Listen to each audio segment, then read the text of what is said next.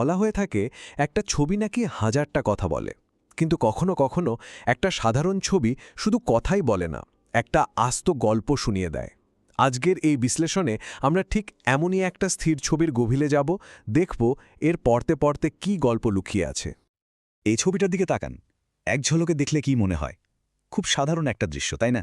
একটা খোলা বই, পাশে কিছু খাবার দাবার আর সাদামাটা একটা পরিবেশ।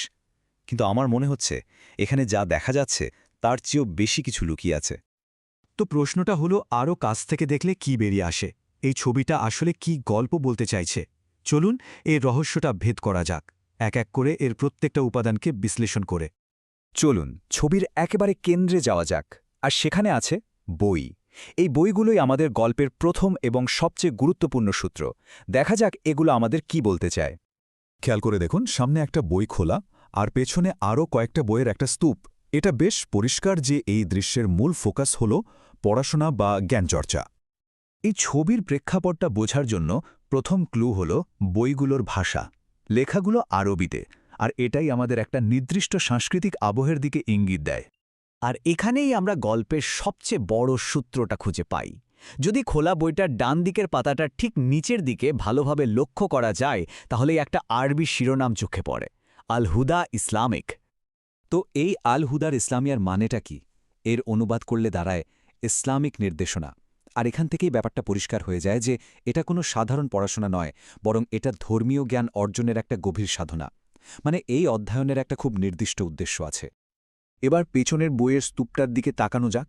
বইগুলোর অবস্থা দেখলেই বোঝা যাচ্ছে এগুলো অনেক পুরনো আর বেশ কয়েকবার পড়া হয়েছে।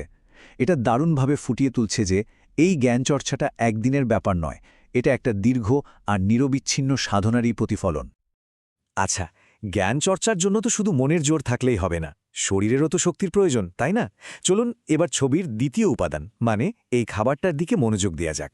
দেখি এটা আমাদের গল্পটাকে কিভাবে আরও এগিয়ে নিয়ে যায়। বইগুলোর ঠিক পাশেই রাখা আছে একটা বাটি, একটা চামচ আর একটা ডিম। এগুলোই আমাদের গল্পের পরের সূত্র। কিন্তু প্রশ্ন হল, এই সাদামাটা খাবারটা এখানে এত গুরুত্বপূর্ণ কেন? এর পেছনে কি অর্থ লুকিয়ে থাকতে পারে? খাবার বলতে কি আছে? একটা বাটিতে মনে হচ্ছে কোনো তরলের মধ্যে আটার গোল্লা দেওয়া, সাথে একটা সেদ্ধ ডিম আর একটা সাধারণ স্টিলের চামচ। মানে একদমই সাদামাটা আয়োজন, কোনো জাঁকজমক নেই। আসলে এই খাবারটা কোনো বিলাসিতার জন্য নয়, এটা হলো শরীরের চাহিদা মেটানোর জন্য। এর একটাই উদ্দেশ্য, পড়াশোনা চালিয়ে যাওয়ার জন্য শক্তি যোগানো, মনোযোগে যাতে কোনো ব্যাঘাত না ঘটে। এক কথায় এটা হলো মনের জ্বালানি। বেশ, আমরা জ্ঞান আর শারীরিক শক্তি নিয়ে কথা বললাম। এবার চলুন আমাদের বিশ্লেষণের শেষ ধাপে যাই, আর সেটা হলো এই দৃশ্যের পরিবেশ, যা পুরো গল্পটাকে একটা ফ্রেমে বেঁধে রেখেছে। চারপাশের দিকে একবার তাকান। দেয়ালটার ঢেউ খেলানো টিনের, আর টেবিলটা একটা সাধারণ প্লাস্টিকের চাদর দিয়ে ঢাকা। সবকিছুই খুব সাধারণ, কোনো রকম সাজসজ্জা নেই। এই সাদামাটা পরিবেশটা কিন্তু একটা খুব গুরুত্বপূর্ণ ভূমিকা পালন করছে। এটা আসলে সব ধরনের মনোযোগ নষ্টকারী জিনিস থেকে দূরে থাকার একটা উপায়, আর এর ফলে পড়াশোনার জন্য একটা নিখুঁত একাগ্র পরিবেশ তৈরি হয়েছে।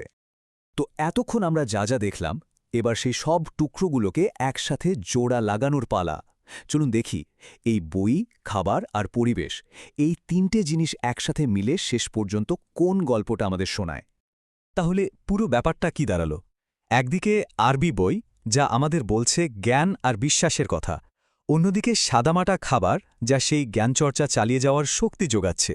আর এই সব কিছুকে ঘিরে আছে একটা সাধারণ নিরিবিলি পরিবেশ, যা একাগ্রতার জন্য একদম আদর্শ।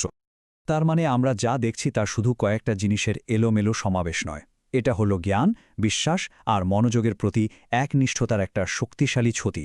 প্রত্যেকটা জিনিস এখানে একটা নির্দিষ্ট কারণে আছে, আর সবাই মিলে একটা বড় গল্প তৈরি করছে। আসুন শেষবারের মতো ছবিটা আবার দেখি। এখন কিন্তু এটা আর 10টা সাধারণ ছবির মতো নয়, এটা এখন জ্ঞান, সাধনা আর একাগ্রতার একটা জীবন্ত গল্প, যা খুব যত্ন করে একটা মাত্র ফ্রেমে বন্দী করা হয়েছে। এই পুরো ব্যাপারটা কিন্তু একটা প্রশ্ন তৈরি করে। আমাদের রোজকার জীবনে আমাদের আশেপাশেও তো এমন কত সাধারণ দৃশ্য ছড়িয়ে ছিটিয়ে আছে। সেগুলোর ভেতরেও কি এমন গভীর কোনো গল্প অপেক্ষা করছে? একটু ভেবে দেখার মতো, তাই না?